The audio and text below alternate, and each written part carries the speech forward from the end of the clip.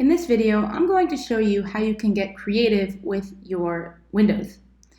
Um, Warning at the outset is there isn't really a fast way to do this. Like anything that involves details and intricate shapes, it takes time and commitment, but it really does pay off and looks much cooler at the end if you're willing to put in the time. If your buildings are far in the back or not so prominent, you don't need to do this. This is more if you're for the buildings where the windows are for really there's a lot of attention on them. I'm not going to do it to these windows because we have the fire escape and I don't want the fire escape to fight with these windows. But here, this looks a little empty to me.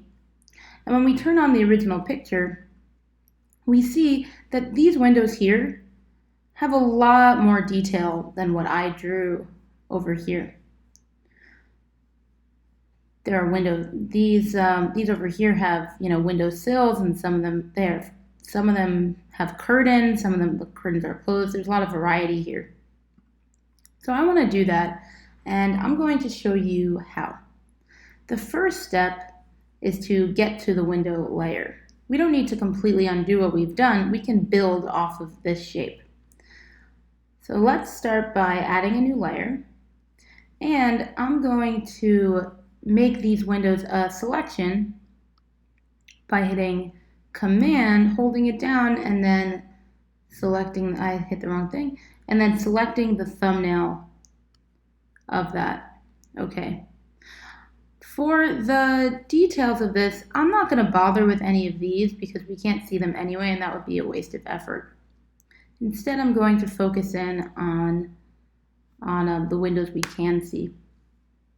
Okay, so I'm zooming in, and the first thing I'm going to do is I'm going to hit Option to cut out the inside of the window because I want to use what's left to make a windowsill. Now I'm going to hit Shift, which does the opposite of Option, and it lets me add to the selection. Right now what I'm doing is adding in those panels that we saw in the original picture. So this is a little painstaking, and I don't think you need to do this for each and every one. Now we pick a color. If we look in this, I see that the windowsills are kind of dark. So I'm going to choose a dark color. I don't want it to be too black because then it will grab too much attention. So I'm going to choose this second dark one right here. And I'm also going to deselect all of these windows because I don't want to fill all of this stuff in with black. So I'm going to get rid of this in my selection. And now I'm left with just this windowsill. I'm going to fill it in and hit deselect. Okay, so we have this window. Now I'm going to duplicate it by hitting the letter V to get the move tool. I'm going to, we can just duplicate it by dragging it. Okay, and now we can use free transform to free transform this. It obviously doesn't fit exactly right. See, I wasn't hitting Shift, so it constrained the proportions. I need to hit Shift to not constrain the proportions. I see that there's a little dent in there. I'm going to fix that. And it's okay to me that these windows are not the same size. Things happen. And that happened when I traced the window in the first place. Let's add on to this selection. I'm going to hit Command in the thumbnail. Now I'm going to hit Shift so I can add to the selection.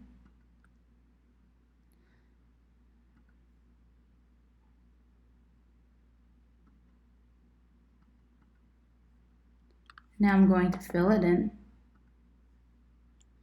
and hit deselect. I still see that there's a little bit of a scar. That happens sometimes when you fill in a shape later. You can use the paintbrush tool to fix that. You just want the paintbrush tool to be at a really small a really small point. And I'm gonna undo that. I tried fixing the corner. I'm just gonna leave well enough alone for the sake of making this video shorter. But when you do this, you can and should be more careful. Okay, now I can just retransform this one. So I'm just duplicating them. Now I can duplicate it again. And I'm duplicating it by dragging it while holding Option. And you might remember that from Illustrator. You know, conversely, we can also add to the, instead of changing the windowsill too much, we can also try changing the window itself. Let's try adding to the window. The way that you'd add to the window is by adding to the selection. We don't have to be so careful about this because the window is mostly hidden by this, or partly hidden by the water tower. I'm going to hit the paintbrush. Now I'm going to make the paintbrush pretty big and use the eyedropper tool. That lets us select the right gray, so that way I don't have to remember which gray it was. Now I'm going to hit the paintbrush again, and this lets us paint inside the selection without worrying about getting it out and being messy. Now I can hit deselect, and I'm going to cut this part off of that window. Great. I could also, you know what, I can also cut that messy part off of the windowsill.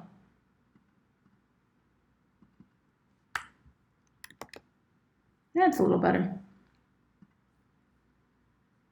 I'm not so worried about it because this is just a demo. For yours, I recommend, again, being more careful. This window, I'm just gonna get rid of. We know that we're not comparing the finished work to the actual, we're not comparing the finished projects to the actual photographs. So it's okay if you fib a little bit. Now I'm going to duplicate this again. You can tell that I'm duplicating it because of the double arrow. And I'm going to hit free transform, making sure to hit shift so I don't constrain the proportions. What an odd thing. I'm so accustomed to making sure that my proportions are constrained that I always hit shift for the opposite reason. In Illustrator, you hit shift to constrain the proportions. In Photoshop, you hit shift not to constrain the proportions. It's a little confusing, but you get used to it. And then let's resize one more. Great. Okay. Now, if we want to add even more variety, we can make a layer underneath all of these copies. So I'm going to go to layer 8, and we can add some shades.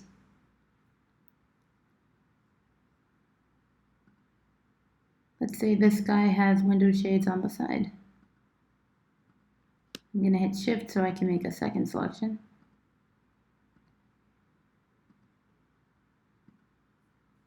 And let's give him light shades.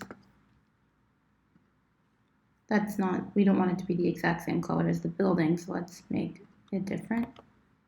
Deselect. What if this guy has vertical shades?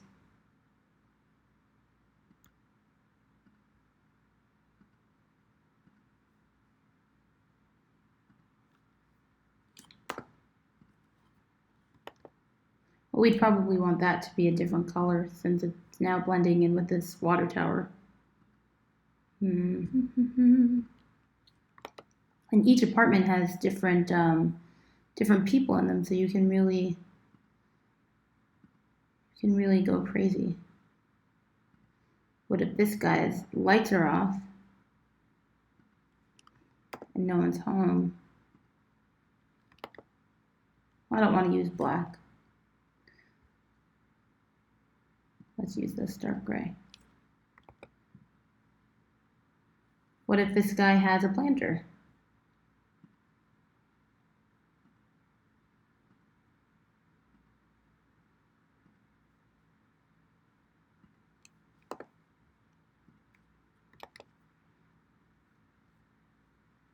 Well, that makes it look like his shades are white and his lights are off.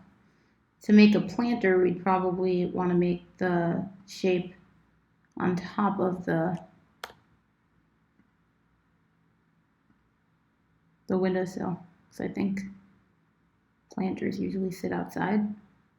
You know what? I can honestly say that I don't really know how that works because I've never had one. Okay, well, this is a basic rundown of how you can make your windows have more details. Again, there's no fast way to do this if you want it to look good, but if you do it, it really does pay itself out because it looks so much better this way. If you have any questions, please let me know.